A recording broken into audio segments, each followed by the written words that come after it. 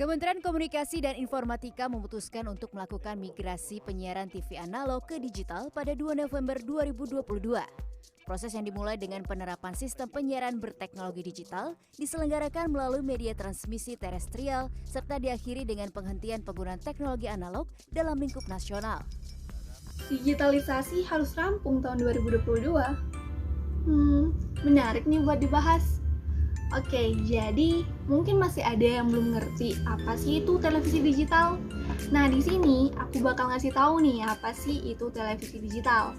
Nah, televisi digital itu merupakan jenis televisi yang menggunakan modulasi digital dan sistem komputerisasi untuk menyiarkan sinyal gambar, suara, dan data ke pesawat televisi. Nah, televisi digital ini itu tuh pakai alat yang namanya set-top box.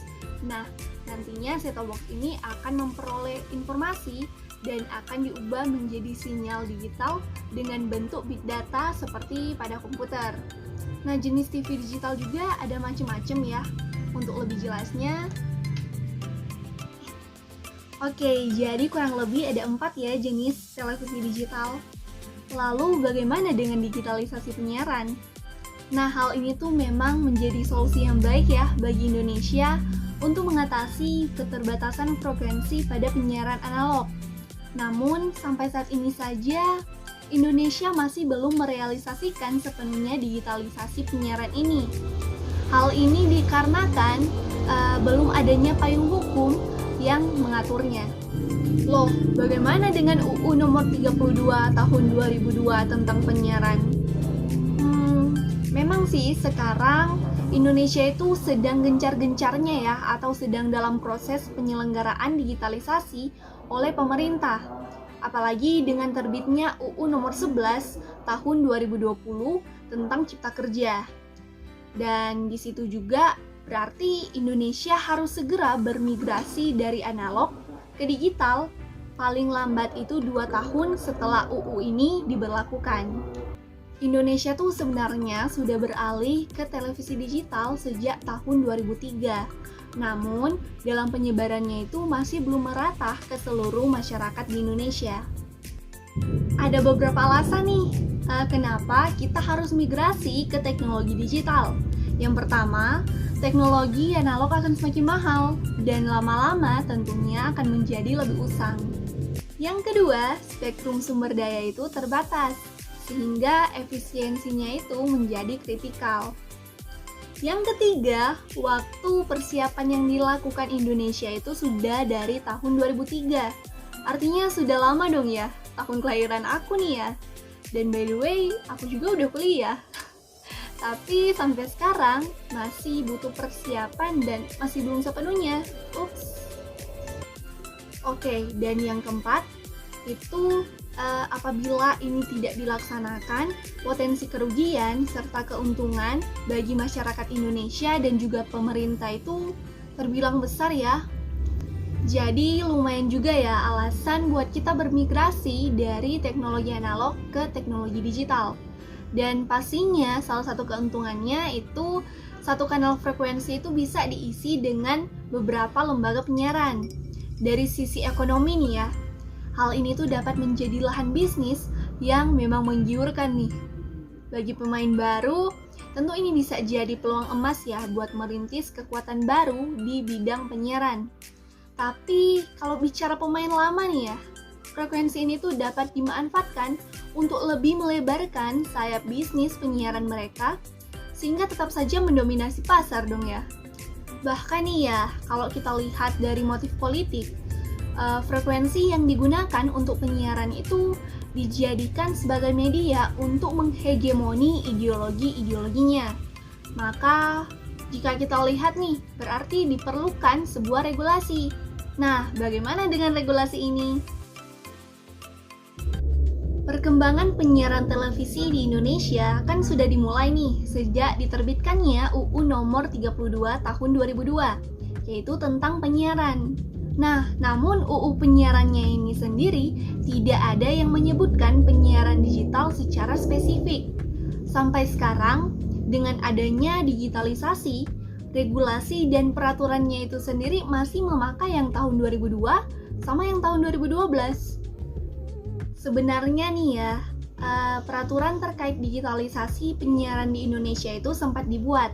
Namun pada 5 Maret 2015 itu dalam putusan perkara nomor 119 garing G garing 2014 garing PT UN Jakarta itu dibatalkan.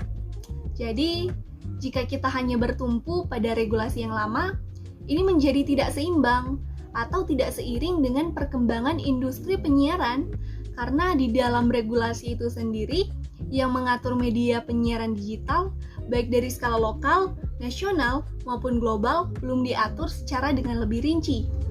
Nah, terkait hal ini ya, contohnya saja itu di era globalisasi, di era sekarang.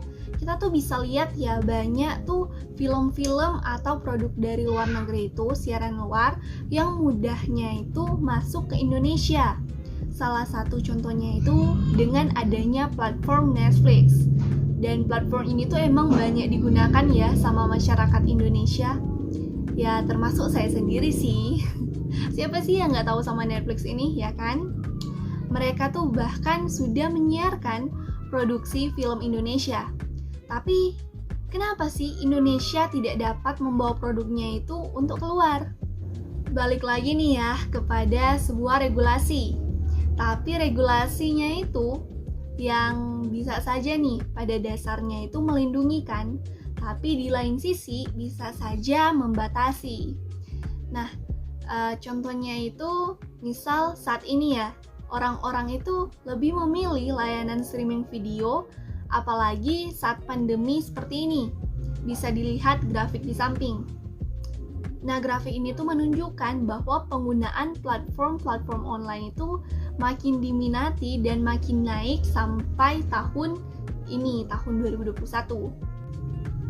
Ya, kalau menurut aku sendiri ya, salah satu alasannya itu juga karena konten yang disajikan itu pun lebih menarik ya. Dan gak mungkin gitu didapati di siaran TV lokal maupun ya yang nasional. Karena memang mereka tuh memproduksinya itu produksi sendiri gitu kontennya. Dan mereka emang mengutamakan banget sama kualitas dan pelayanan bagi para pelanggannya. Nah, jika kita lihat perkembangan ini ya, kalau misalnya selama ini televisi terestrial itu mendapatkan pengawasan, maka pengawasan serupa harus juga diberlakukan pada semua platform media baru.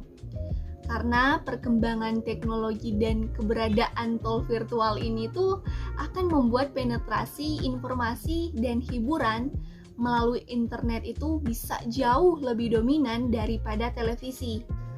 Lalu apalagi sih perbedaan yang mungkin menjadikan minat masyarakat untuk menonton siaran di TV itu menjadi berkurang? Ya seperti yang tadi udah dibahas, selain karena konten dan kualitasnya, itu juga karena tujuannya. Karena kita bisa lihat sendiri nih ya, tujuan-tujuan dari televisi di nasional, televisi di Indonesia itu tujuannya itu untuk mendapatkan rating yang tinggi. Karena dengan rating yang tinggi, pemasukan jadi lebih banyak dong ya. Jadi balik lagi nih ya, dimana kita dapat menghubungkan hal ini dengan regulasi yang memang secara spesifik juga tidak membatasi monopoli di industri media dan telekomunikasi. Nah, apabila tidak diatur secara spesifik dan secara lebih cermat, bahkan terperinci, maka emang akan muncul monopoli informasi di tangan si pemilik media. Berdasarkan fakta nih ya, yang ada, satu frekuensi itu yang seharusnya adalah milik publik, namun dalam praktiknya itu banyak dikuasai oleh swasta. Sebenarnya nih ya, jika kita melihat fakta yang ada, banyak sih kasus yang mungkin dia tuh bikin kesalahan atau melanggar terkait regulasi, tapi tidak ada tindak lanjutnya. Artinya regulasinya itu hanya berpihak pada satu sisi saja. Nah, contohnya tuh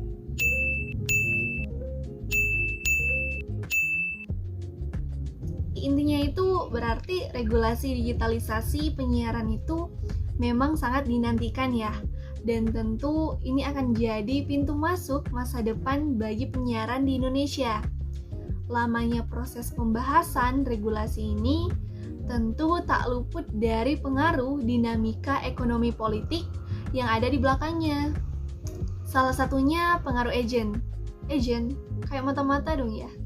Bukan. Jadi di sini tuh maksudnya adalah para lembaga penyiaran. Nah, pengaruhnya mereka itu sangat besar ya. Dan sampai bikin negara atau pemerintah sebagai suatu struktur itu gak semudah membalikan telapak tangan ketika membuat norma atau aturan yang mengatur keberlangsungan ekonomi sosial yang sudah terbentuk. Bisa dilihat dong ya, berarti ada proses saling pengaruh antara struktur dan agen. Jadi, berkaitan dengan analisis yang tadi, ada rekomendasi nih yang sekiranya dapat aku berikan terkait hal ini. Nah, berupa kebijakan bahwa ekonomi politik itu seharusnya diletakkan untuk melindungi kepentingan publik. Regulasi penyiaran digital yang nantinya itu terbentuk harus didasari keseimbangan antara kepentingan private dan kepentingan publik, yaitu dengan seimbangnya konten atau program siaran yang beredar. Misal nih, antara konten dengan pendekatan pasar atau market approach dan konten dengan pendekatan tanggung jawab sosial atau social responsibility approach. Jadi, nggak cuma cari untung, tapi juga memikirkan dampak kepada masyarakat. Nggak cuma mengikuti keinginan masyarakat, tapi juga kebutuhan masyarakat. Nah, tentu inilah esensi yang sesungguhnya dari penyiaran dengan diversity of ownership dan diversity of content. Oke, mungkin itu dulu ya yang dapat aku sampaikan. Nah, buat kamu jangan bosan untuk bertemu lagi dan tetap semangat mengukir prestasi. Itu tadi terkait digitalisasi dan regulasi. Aku Bella, pamit undur diri.